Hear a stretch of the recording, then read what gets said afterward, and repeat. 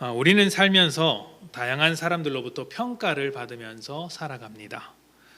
평가를 받는 것이 기분 좋은 일은 아닙니다만 그렇다고 해서 이 평가를 피할 수도 없죠. 직장에서도 평가를 받고 인간관계 속에서도 평가를 받습니다. 하물며 우리의 외모, 말 한마디, 습관 모든 것이 평가를 받고 있다고 말할 수 있습니다. 자존감이 낮은 경우에는 이런 평가에 지나치게 흔들리는 경우도 있는데 이 평가에 목매어서 살아가는 경우가 많이 있습니다. 어떻게든지 좋은 평가를 모든 사람에게서 얻어내기 위해서 애를 쓰더라는 것이죠. 그러니 어떻겠습니까? 굉장히 힘이 들죠. 굉장히 힘이 듭니다. 어떤 연구에 따르면 내 주변 사람 중에 20%는 이유 없이 나를 싫어하는 사람이라고 합니다. 또 그중 20%는 이유 없이 나를 좋아하는 사람이라고 합니다. 그리고 나머지 60% 되는 사람은 별 감정 없이 살아가는 것이죠. 이렇게 다양한 평가를 받으면서 살아가는데 굳이 모든 사람의 평가를 얻으면서 살아가려고 하니 그 삶이 얼마나 힘이 들겠습니까? 다른 사람에게 맞춰서 살아간다는 것이 그렇게 쉬운 일은 아닙니다. 예수님도 살아가실 때 평가를 받으셨습니다. 그리고 2000년이 지난 지금까지도 그 평가가 꾸준히 이어지고 있습니다. 얼마나 다양한 평가를 받으셨는지 모릅니다. 예수님께서 제자들에게 물어보셨죠. 사람들이 나를 누구라고 말하더냐? 제자들이 말했습니다. 사람들은 예수님을 침례 요한과 같다고도 말했습니다. 엘리야와 같다고도 말했습니다. 라고 대답했습니다. 이게 무슨 말이냐면 예수님이 곧 선지자와 같고 예언자와 같고 랍비와 같다라는 것이죠. 그러니까 하나님의 말씀을 사람들에게 전해주는 좋은 메신저다라는 평가를 받았다라는 것입니다. 그런데 좋은 메신저라는 평가만 받은 것은 아니었죠. 대제사장이나 서기관과 같은 사람들로부터는 이 사회를 혼란스럽게 만드는 또 신성모독하는 아주 무익한 죄인이라는 평가를 받기도 했습니다. 뿐만 아니라 유대인을 통치하는 로마인들은 예수님을 사회 혼란을 일으키는 급진 개혁파 정도로 평가했고 정치적인 문제아로 평가하기도 했습니다. 뿐만 아니라 오늘날에 접어들어서는 또 다양한 관점으로 평가하게 되었는데 리더십을 연구하는 사람들에게는 어떤 좋은 리더십 선생으로서 예수님을 평가하기도 하고 또 사회운동가나 인권운동가로서 예수님에 대한 삶을 평가하기도 합니다. 이런 예수님의 다양한 평가가 여러분들이 보시기에는 어떠십니까? 정확한 평가라고 보십니까? 아주 정당하고 확실한 올바른 평가라고 여겨지십니까? 저는 그렇게 보여지지 않습니다. 예수님에 대해서 너무 잘못 평가하고 있더라는 것이죠. 이런 점을 볼 때 우리가 다른 사람의 평가에 너무 휘둘릴 필요는 없다는 생각이 듭니다. 세상은 세상의 관점으로 평가하기에 믿는 자의 삶을 제대로 평가할 수 없습니다. 예수님도 제대로 평가하지 못했는데 예수님의 제자된 우리의 삶을 제대로 평가할 수 있겠습니까? 세상이 평가하는 바가 정당하지 않은 이유는 세상은 세상의 기준으로만 평가하기 때문입니다. 다른 사람의 기준이 내 삶에 딱 맞지 않는 것처럼 세상의 잣대로 예수님을 평가하는 것은 전혀 맞지 않는 것이죠. 그리고 그리스도인의 삶을 평가하는 것도 맞지 않는 것입니다. 자, 그러면 예수님께서는 예수님 자신의 삶을 어떻게 평가하셨을까요? 말씀을 좀 보도록 합시다. 요한복음 17장 4절입니다. 같이 읽어볼까요? 4절 시작. 아버지께서 내게 하라고 주신 일을 이루어 아버지를 이 세상에서 영화롭게 하였사오니 아멘. 예수님은 자신의 삶을 하나님께 영광을 돌린 삶, 하나님을 영화롭게 했던 삶이라고 말씀하셨습니다. 어쩌면 이러한 삶은 모든 믿는 자들이 바라는 삶의 모습이 아닐까 생각을 해봅니다. 그런 소망을 가지고 있지 않습니까? 나의 삶을 통해 하나님께 영광을 돌릴 수 있다면 참 좋겠다고 말입니다. 예수님께서 하신 것과 같이 그렇게 우리가 살아갈 수 있다면 얼마나 좋을까요? 예수님께서 하나님께 영광을 돌려드렸을 때 그 일이 어떻게 가능했냐면 예수님은 하나님께서 하라고 주신 일을 이루심으로 하나님께 영광을 돌리셨습니다. 하나님께서 하라고 주신 그 일을 이루심으로 하나님께 영광을 돌리셨는데 그 일이 곧 소명이라고 말할 수 있습니다. 그러니까 소명을 이룸으로 하나님께 영광을 돌린 것이죠. 소명은 우리를 향한 하나님의 부르심입니다. 하나님은 우리를 하나님의 형상으로 부르셨고 하나님의 자녀로도 부르셨습니다. 이 부르심에 합당한 삶을 살아가면 그것이 하나님께 영광을 돌리는 길이죠.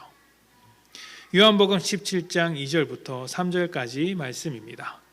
아버지께서 아들에게 주신 모든 사람에게 영생을 주게 하시려고 만민을 다스리는 권세를 아들에게 주셨음이로소이다.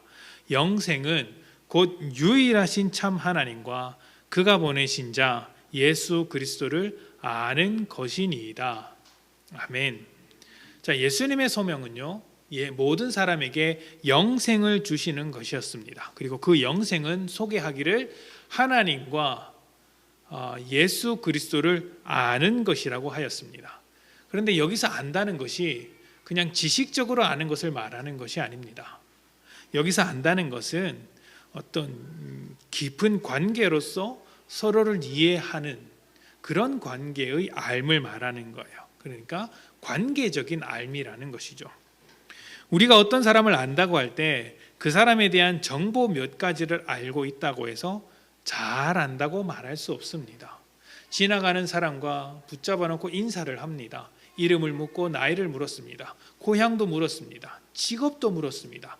그런데 우리가 그런 삶을 그렇게 그 사람에 대해서 정보 몇 가지를 알았다고 해서 잘 안다고 말할 수 있을까요? 그 부모가 그 사람을 아는 것처럼 우리가 그 사람을 안다고 말할 수 있을까요? 아니죠. 그렇게 말할 수 없죠.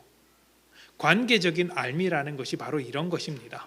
부모가 자식을 알듯이 또 자식이 부모를 알듯이 그렇게 알아가는 것이죠. 그 사람의 마음과 생각과 뜻, 그의 인생, 그의 아픔, 그의 약점과 장점, 그 모든 것을 알고 내가 받아줄 수 있을 때 비로소 안다라고 말할 수 있는 것입니다. 우리가 하나님과 예수님을 알게 된 것도 이런 관계가 되었다는 것을 의미합니다. 부모와 자식의 관계처럼 하나님과 나와 또 하나님과 예수님과 내가 가족과 같이 깊은 관계가 된 것이죠. 이것이 우리가 소유한 영생의 의미입니다. 그래서 우리를 두고 하나님의 자녀라고 이야기를 하죠. 예수님의 소명은 하나님과 우리가 가족되기 위해 영생을 주시는 것이었고 그 자리가 십자가였습니다. 십자가의 소명을 완수하심으로 예수님은 영광스러운 자리에 오르셨고 또 하나님을 영광스럽게 만들었습니다. 그런데요, 세상은 십자가를 다르게 평가합니다. 십자가를 영광스러운 자리로 평가하지 않습니다. 당장에 십자가를 바라보는 다양한 사람들의 시선을 성경 속에서 확인할 수 있는데 이것을 보면 사람들이 십자가를 어떻게 생각하는지 이해할 수 있습니다. 누가복음 23장 35절에서 37절입니다. 누가복음 23장 35절에서 37절. 백성은 서서 구경하는데 관리들은 비웃어 이르되 남을 구원하였으니 만일 하나님이 택하신 자 그리스도이면 자신도 구원할지어다 하고 군인들도 희롱하면서 나와 신 포도주를 주며 이르되 내가 만일 유대인의 왕이면 내가 너를 구원하라 하더라. 아멘. 십자가 주변에 서 있었던 사람들의 시선이 십자가를 바라보는 세상의 시선과 같습니다. 구경하는 것이었고 비웃는 것이었고 희롱의 대상이었다는 것이죠. 십자가를 영광의 자리로 생각하지 않았습니다. 적어도 이 사람들의 기준에 영광스러운 자리라고 한다면 높은 곳에서 번쩍이는 의자에 앉아 사람들의 칭송을 받아야 하는 거예요. 그게 영광스러운 것이죠. 사람들에게 박수를 받고 그 앞에서 아무 말도 못하는 강한 권력을 가지고 있는 것, 이것이야말로 영광스럽다고 이야기하는 것입니다. 세상의 기준에 따르면 말입니다. 또 다양한 세상의 기준으로 봐도 십자가는 그렇게 영광스러운 자리가 아닙니다. 돈이라는 기준으로 십자가를 판단하면 어떻습니까? 돈이 흘러넘치는 자리입니까? 영광스럽다고 말할 수 있을까요? 권력이라는 이름으로 십자가를 판단하면 어떻습니까? 제대로 된 판단을 할 수 있을까요? 성공이라는 기준으로 십자가를 평가한다면 어떻습니까? 만약 그런 기준으로 십자가를 평가한다면 십자가는 철저히 실패한 자리입니다. 평가 대상에서 제외를 해야 하는 것이죠. 그런데 놀랍게도 사람들이 실패했다고 여기는 십자가를 통해 하나님께서 영광을 받으셨습니다. 세상 가운데 아무런 영광이 없다고 생각한 바로 그 자리에서 하나님께서 영광을 받으신 것이죠. 왜냐하면 십자가는 하나님의 은혜가 선포되는 자리이고 또 하나님께서 이루고자 하셨던 구원의 사역이 모두 완성되는 자리였기 때문입니다. 그래서 세상의 평가와 상관없이 세상 사람들이 무엇이라고 하든지 상관없이 영광된 자리가 십자가의 자리라는 것이죠. 여러분, 이러한 이야기가 여러분에게 어떻게 다가오십니까? 예수님의 삶이 소명을 위한 삶이었다는 사실이 여러분에게는 어떻게 다가오십니까? 그리고 예수님께서 감당하셨던 그 소명의 자리가 십자가였다는 사실은 여러분에게 또 어떤 도전을 주고 있습니까? 소명을 이루는 자리는요, 결단코 인정받는 자리가 아닙니다. 오히려 세상이 저항하고 납득하지 못하는 자리가 분명합니다. 예수님께서도 십자가의 자리, 믿음의 자리가 그러한 자리라는 것을 인정하셨습니다. 요한복음 17장 14절입니다. 내가 아버지의 말씀을 그들에게 주었사오매 세상이 그들을 미워하였사오니 이는 내가 세상에 속하지 아니함 같이 그들도 세상에 속하지 아니함으로 인함이니이다. 아멘. 우리의 소명, 우리의 자리는 세상에 속한 것이 아니라 하나님께 속한 것입니다. 소명이라는 것도 결국에는 따지고 보면 이 세상에서 하나님의 영향력이 점점 더 커지는 것을 말하는 것이죠. 그것을 위해 일하는 것이 소명입니다. 반면 세상의 영향력은 점점 줄어들 수밖에 없습니다. 그러니 세상의 입장에서는 반대하고 미워하게 되더라는 것이죠. 중요한 것은 그러한 세상으로부터 내가 얼마나 인정받느냐, 사람들이 나를 얼마나 인정해주고 알아주느냐가 아니라 하나님께서 부르신 그대로 소명 그대로 살아가고 있느냐 하는 것입니다. 그 세상이 뭐라고 하든 내가 하나님 앞에서 그 소명 그대로 부르심을 받은 그대로 살아가고 있느냐인 것이죠. 만약 우리의 관심을 세상에게 두면 우리의 삶은 세상으로 흘러갈 수밖에 없고 세상에게 기울어질 수밖에 없습니다. 하나님과는 멀어지는 것이죠. 그렇기 때문에 모든 소명의 자리는 어렵습니다. 어려울 수밖에 없어요. 편안한 소명은 존재하지 않습니다. 자리부터가 세상과는 반대하는 자리인데 이 세상에서 어떻게 편하게 살겠습니까? 그러니까 믿음으로 살면서 너무 편한 것을 추구하지 마십시오. 우리는 조금 불편해야 합니다. 예배의 자리에 나오는 것이 불편하지 않습니까? 그런데 이것을 감당하는 것이죠. 왜요? 소명이기 때문입니다. 예수님이라고 편하게 소명을 감당하셨겠습니까? 예수님께서 기도하실 때 어떻게 기도하셨다고 기록되어 있는지 아십니까?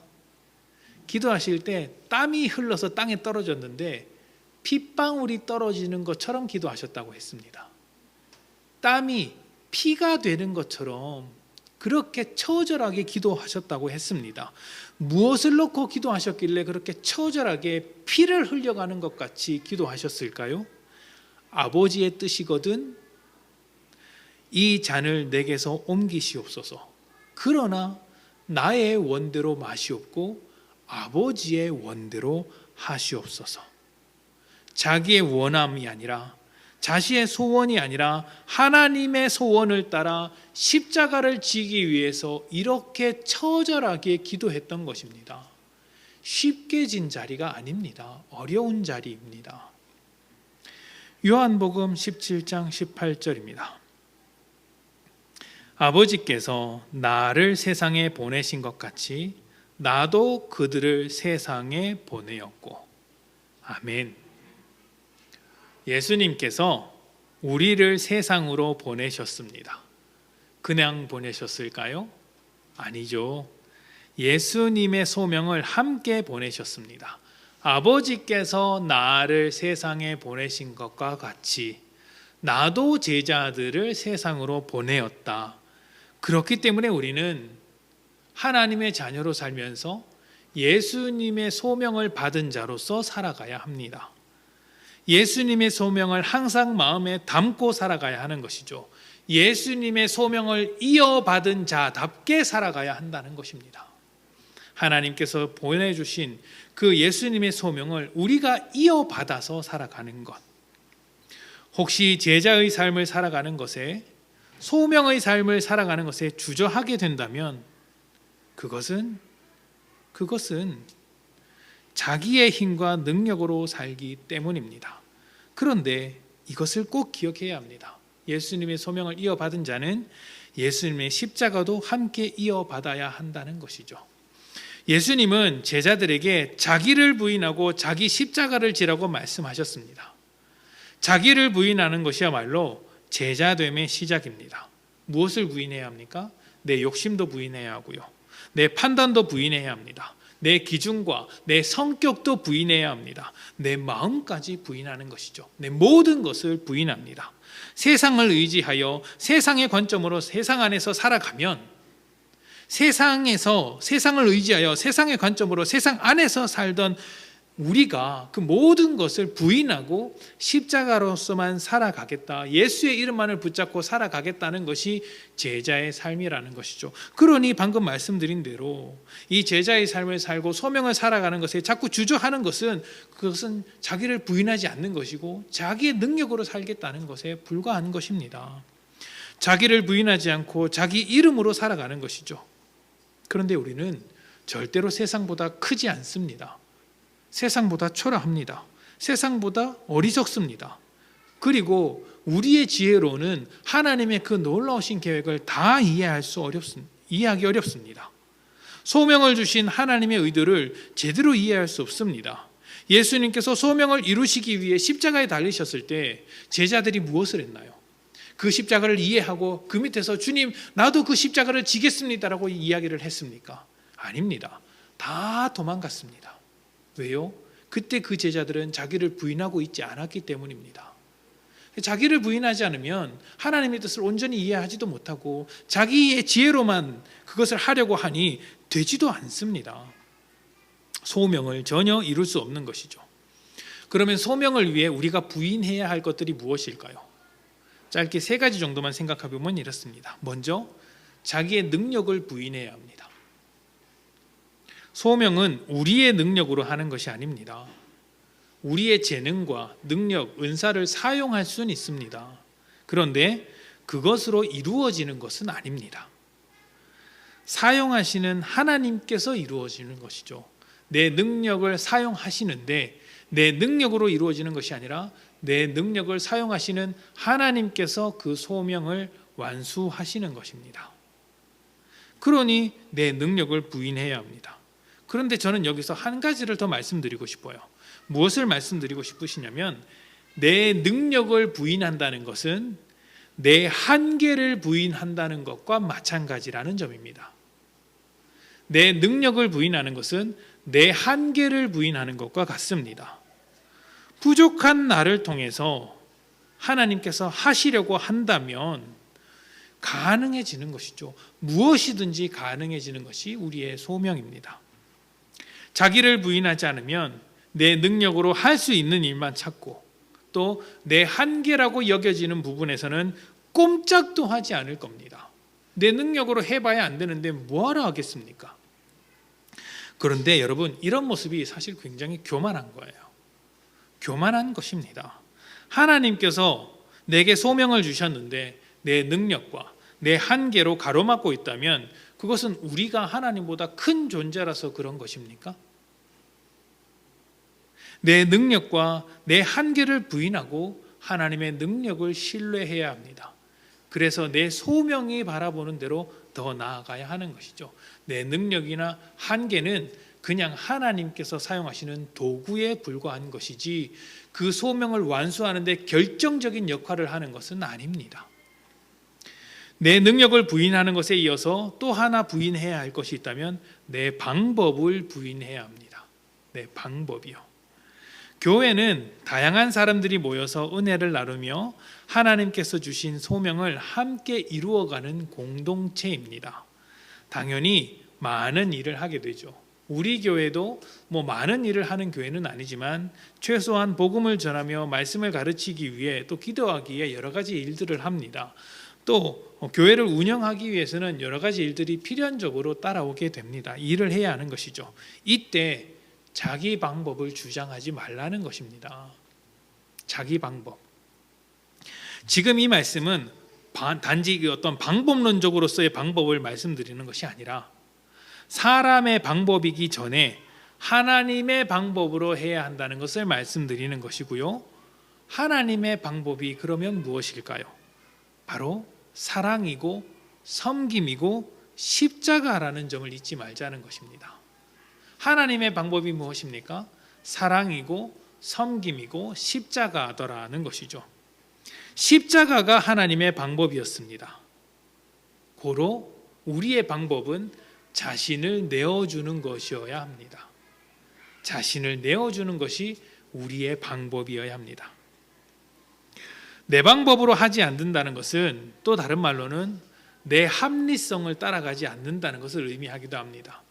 그러니까 내가 생각하기에 합리적인 방법만을 추구하는 것은 아니더라는 것이죠. 비합리적이더라도 도저히 납득되지 않더라도 말도 안 되는 이야기 같더라도 그것이 소명의 자리라고 여겨진다면 기꺼이 할 수 있어야 하는 것이죠. 기꺼이 할 수 있어야 하는 것입니다. 주방에서 여러 가지 일들을 하죠. 주방은 다양한 사람들이 다양한 방법으로 다양한 일을 하는 곳입니다. 주방이 교회 안에서 가장 많은 일을 하는 곳입니다. 그런데 그곳에서 내 방법대로 일을 하면 나는 참 쉽게 준비할 수 있습니다. 맞죠? 그런데 다른 사람이 와서 다른 방법을 제시합니다. 야, 이렇게 하자. 이렇게 김치를 담그자. 이렇게 식사를 마련하자. 그럼 어떻게 해야 합니까? 서로 잘 이야기해서 서로 협력해서 가장 좋은 방법을 찾으면 좋습니다. 그런데 그렇게 되지 않으면 어떻게 해야 합니까? 그렇게 되지 않아서 계속해서 갈등이 일어나면요. 내 합리성을 설득시키고 내 말이 맞다라고 주장해서 끝끝내 내 뜻대로 하는 것은 하나님의 방법이 아닙니다. 그 자리에서 바로 십자가를 지는 것이죠. 어떻게 해요? 내 방법을 포기하는 것입니다. 나의 합리성, 나의 옳음을 포기하고 상대방을 따라가 주는 것입니다. 그렇게 사랑과 섬김과 십자가를 지는 것이죠. 아니 그러다가 일을 다 망치면 어떻게 합니까? 일이 잘 안 되면 어떡합니까? 괜찮습니다. 소명은 하나님께서 이루시는 것이죠. 내 합리성, 내 능력이 아니라 하나님께서 이루시는 겁니다. 하나님께서 내신 결과가 실패라고 한다면 그것은 실패를 통해 또 하나님께서 하실 일들이 있기 때문이겠죠. 우리는 그러한 하나님의 일하심을 신뢰하는 것입니다. 중요한 것은 우리가 사용하는 이 방법이 십자가라는 방법과 걸맞느냐라는 것입니다. 하나님 물론 이렇게 십자가를 지며 따라가 주어야 하는데 그 따라가는 방향이 하나님을 버리는 방향으로 따라가서는 안 되는 것이겠죠. 애초에 그것이 목적은 아니니까요. 그러나 그것이 아닌 이상 내 방법을 포기하고 하나 되는 섬김을 통해 하나님의 은혜와 사랑이 드러나게 된다면 기꺼이 그것을 받아내는 것입니다. 이런 측면에서 내 방법과 내 합리성을 부인해야 하는 거예요. 십자가를 지는 것이죠. 그리고 또 한 가지 부인해야 할 것이 있다면 내 꿈과 내 야망과 내 목적입니다. 제자는 세상에 속한 사람들이 아닙니다. 그런데 이 세상의 야망을 이루기 위해서 얼마나 많은 갈등을 하는지 모릅니다. 베드로가 예수님께 그리하지 마옵소서라고 하면서 옷을 붙잡았다고 합니다. 그런데 이 본문을 가만히 들여다보면 여러분 멱살 잡은 거예요. 멱살을 잡은 거예요. 예수님의 멱살을. 왜요? 예수님께서 하시는 말씀이 베드로의 야망과는 맞지 않았기 때문입니다. 그래서 멱살을 잡고 흔들게 됩니다. 우리는 세상에 속한 자들이 아닙니다. 오히려 세상을 반대하고 하나님을 주장해야 합니다. 그래서 세상에서 이룰 수 있는 어떤 야망과 목적과 꿈을 부인합니다. 그것이 가장 위대한 가치가 아니라고 부인하는 거예요. 우리의 삶을 통해 가장 가치 있는 하나님의 나라가 세워지기를 소망하게 되는 것입니다. 하나님 나라의 소중함을 알고 그 가치를 따라 살기를 바라기 때문에 세상의 평가에도 휘둘리지 않죠. 세상이라는 곳은 우리가 부인해야 할 것들, 우리가 거절해야 할 것들로 가득한 것입니다. 하나님 나라의 가치를 발견한 사람이라면 그 세상의 가치는 아무 의미가 없는 것이죠. 아무 의미가 없습니다. 세상에서 가장 빛난 가치에 올라 떵떵거리며 사는 것보다 십자가에 달려 죽으신 예수님의 자리가 훨씬 더 영광된다는 것을 알기 때문에 굳이 세상에 목매이지 않습니다. 요한복음 17장 10절입니다.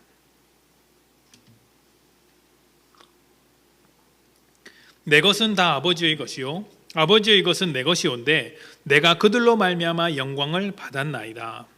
아멘. 예수님께서 우리로 말미암아 영광을 받으십니다. 그러면 우리는 어떻게 예수님께 영광을 돌려드릴 수 있을까요? 우리의 본이 되신 예수님을 따르면 되겠죠. 그러면 예수님은 어떻게 영광을 돌리셨습니까? 하나님께서 이루라고 하신 소명을 이루심으로 그 소명을 통해 하나님의 은혜와 긍휼과 사랑을 온 세상에 드러내심으로 하나님을 영광스럽게 하셨습니다. 그렇다면 이 말씀을 들은 우리는 어떻게 예수님을 영광스럽게 만들 수 있을까요? 예수님과 같이 우리에게 주어진 소명을 완수함으로 예수님의 사랑과 은혜를 사람에게 전해준다면 그것이 예수님을 영광스럽게 만드는 것이죠. 그러면 자기를 부인하며 제자로 살아가는 우리가 이제 자기의 십자가를 지는 것으로 그것을 해낼 수 있습니다. 예수님께서 십자가를 지셨듯이 우리도 십자가를 짐으로 그 일을 해낼 수 있더라는 것이죠. 그러면 우리의 십자가는 어떤 성격을 가지고 있을까요? 요한복음 17장 21절부터 23절까지의 말씀을 보도록 합니다. 아버지여, 아버지께서 내 안에 내가 아버지 안에 있는 것 같이 그들도 하나가 되어 우리 안에 있게 하사 세상으로 아버지께서 나를 보내신 것을 믿게 하옵소서. 내게 주신 영광을 내게 그들에게 주었사오니 이는 우리가 하나 된 것 같이 그들도 하나가 되게 하려 함이니이다. 곧 내가 그들 안에 있고 아버지께서 내 안에 계시어 그들로 온전함을 이루어 하나가 되게 하려 함은 아버지께서 나를 보내신 것과 또 나를 사랑하심 같이 그들도 사랑하신 것을 세상으로 알게 하려 함이로소이다. 아멘. 우리가 가지고 있는 소명에 대해서 두 가지 성격이 있다는 것을 이 말씀을 통해서 찾아볼 수 있습니다. 첫 번째는요, 성도들이 온전함을 이루어 하나가 되도록 하는 것이 소명의 성격이라는 것입니다. 하나님과 예수님이 하나가 된 것처럼 우리의 소명은 성도와 예수님이 또 성도와 성도가 서로 하나 되도록 만드는 것에 있습니다. 예수님께서 모으시고 묶으신 교회를 더더욱 하나로 만들고 한 걸음 더 나아가 예수님의 마음으로 살도록 하는 것, 한 몸이 되어서 머리 되신 예수님께 순종하면서 살아가게 하는 것이 우리의 소명이 반드시 가지고 있어야 할 성격이라는 것이죠. 그래서 어떤 소명이든 어떤 직분이든 어떤 일이든 교회를 깨트리고 성도와 성도가 싸우도록 만드는 것이라면 그것은 하나님으로부터 온 것이 아닙니다. 절대로 아닙니다. 자기를 부인하는 것도 아니며 자기 십자가도 아닙니다.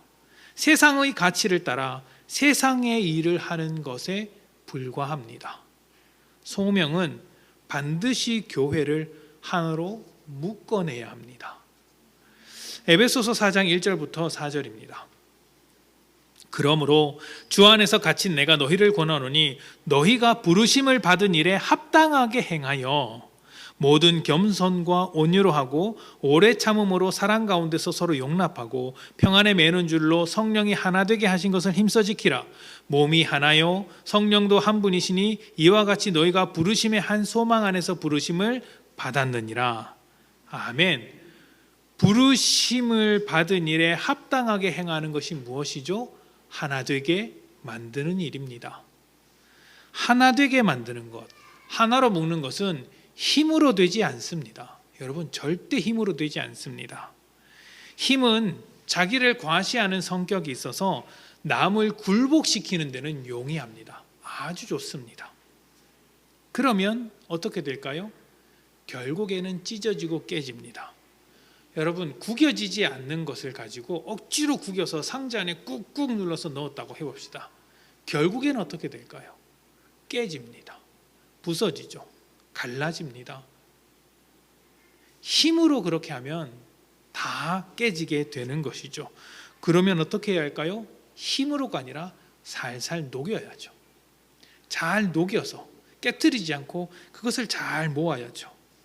교회가 그렇게 해야 한다는 것입니다. 교회가 힘으로만 움직이게 된다면 반드시 깨지게 됩니다. 녹여야 합니다. 무엇으로 녹입니까? 섬김으로 녹여주어야 합니다. 섬김으로. 그래서 이 섬김이 소명인 것이죠. 그런데 섬기는 것이 힘이 듭니다. 힘이 듭니다. 내 힘으로 할 수 없습니다. 소명이 하나님의 힘으로 하는 것이듯 이 섬김도 하나님의 능력으로 할 수 있는 것이죠. 섬기고 싶지 않은 사람, 자격 없는 사람을 누가 섬기고 싶겠습니까? 섬길수록 내 마음이 상하고 내가 힘든데 누가 섬기는 것을 좋아라 하겠습니까? 그런데 우리는 예수님을 따라가기 때문에 하나님의 능력으로 섬겨야 하는 것이죠. 예수님께서도 그런 섬김을 우리에게 본을 보이셨습니다. 제자들의 발을 씻기셨던 예수님의 모습을 기억하실 것입니다. 그런데 여러분, 이 장면이 얼마나 대단한 장면인지를 여러분이 아셔야 합니다. 말씀을 좀 보도록 합시다. 요한복음 13장입니다.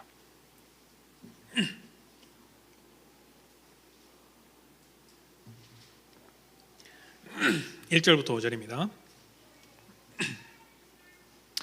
6월절 전에 예수께서 자기가 세상을 떠나 아버지께로 돌아가실 때가 이른 줄 아시고 십자가를 지실 때가 가까이 온 것이죠.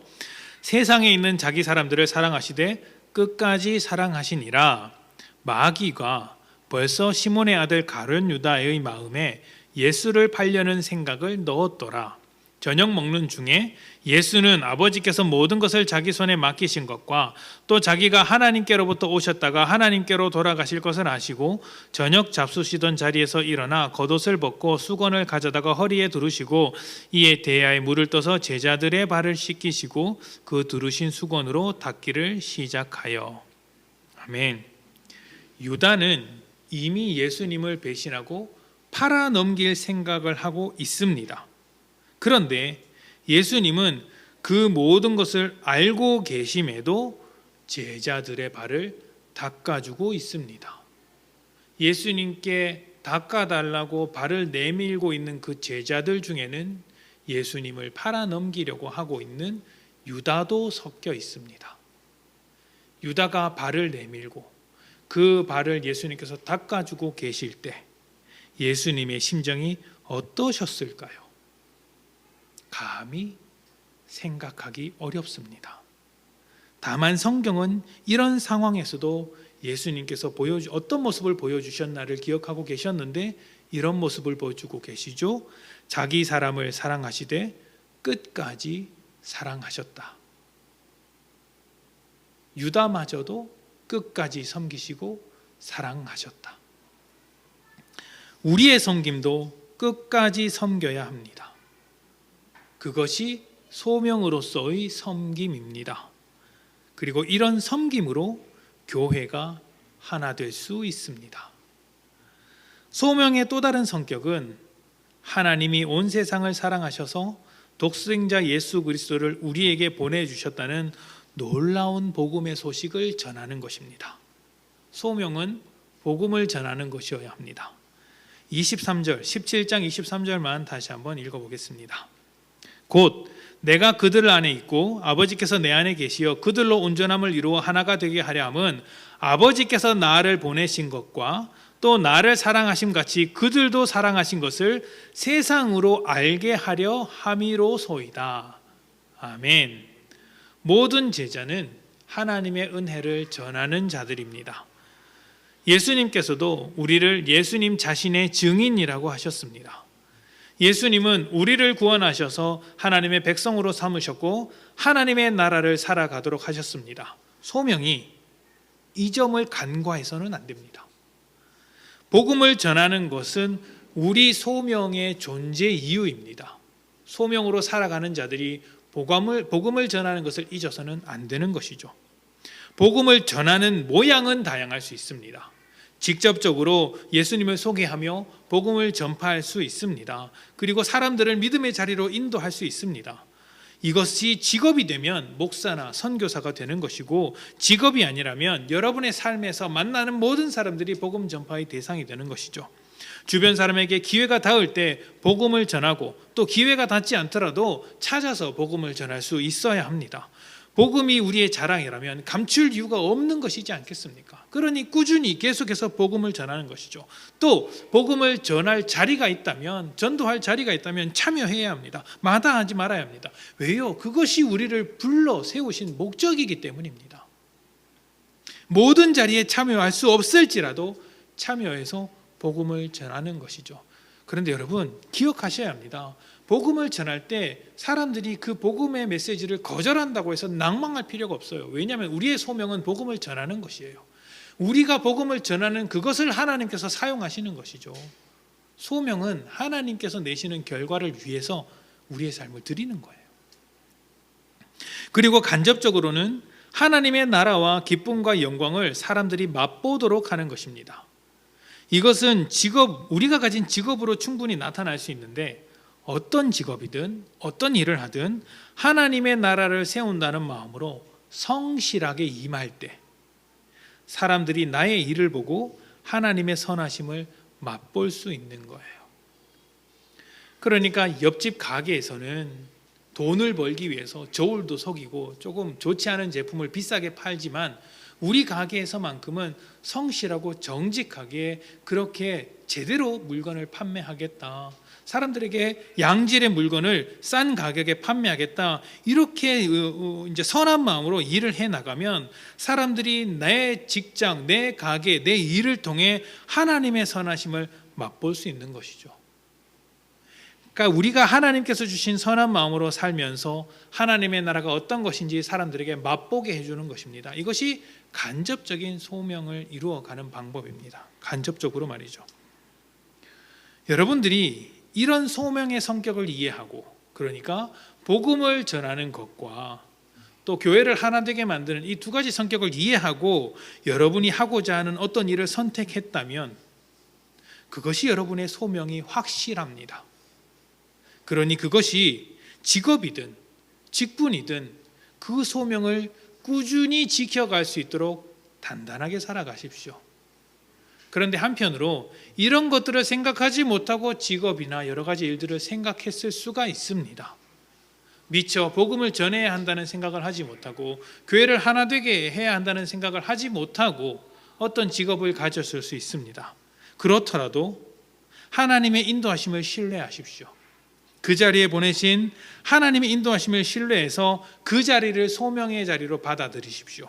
그리고 지금부터 복음을 전하는 삶과 교회를 하나로 묶는 삶을 위해서 지금 있는 자리를 최선을 다해서 열심히 살아가야 할 것입니다. 여러분, 소명의 자리가 보기보다 초라할 수 있습니다. 요즘 같은 세상에 정직하게 살면 손해본다고 하지 않습니까? 적당히 융통성을 발휘하라고 합니다. 그런데 우리는 그런 소리에 귀를 닫는 거예요. 사람들의 말에 무조건 다 귀를 막으라는 것이 아니라 우리의 소명과 반대되는 입장이라면 그것을 거절하는 것이죠. 왜냐하면 소명은요, 세상의 영광을 구하는 것이 아니기 때문입니다.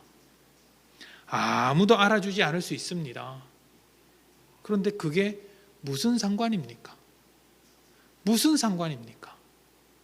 세상이 알아줘야 가치 있는 것입니까? 남이 알아줘야 소명의 자리가 가치 있다고 말할 수 있습니까? 아니죠. 하나님께서 알아주셔야 참된 가치가 있는 것 아니겠습니까? 그리고 소명을 이룰 때 하나님께서 알아주시는 가치 있는 인생이 되는 것이죠. 예수님께서 우리에게 소명을 넘겨주셨다는 사실을 잊지 마십시오. 우리의 소명은 예수님의 소명과 이어져 있습니다. 그러니 그 소명에서 떠나지 않기를 바랍니다. 예수님으로부터 이어받은 소명으로 살아갈 때 우리의 삶이 하나님과 예수님을 영광스럽게 만든다는 사실을 잊지 마시고 매일매일 여러분이 만나는 모든 일을 여러분의 소명으로 받으시기를 축복합니다. 함께 기도합시다.